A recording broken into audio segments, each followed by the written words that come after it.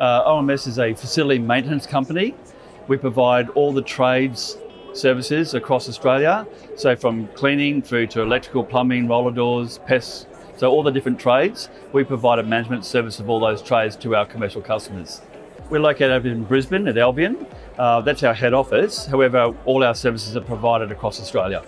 I love the business because we talk to people every day. We're here to help these companies provide a maintenance service to the company.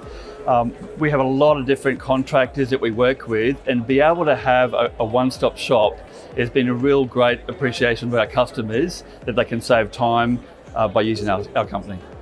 The right fit person for our business would be someone that's personable to the customer, understands what they need and find a solution. So that really is the essence of providing good service, to identify that, and then time management to be able to organise all the different trades to meet the needs that they have.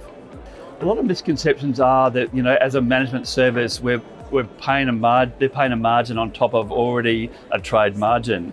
And we explain to them that all our contractors appreciate the work that we provide to them, so they actually give us a sub-retail price.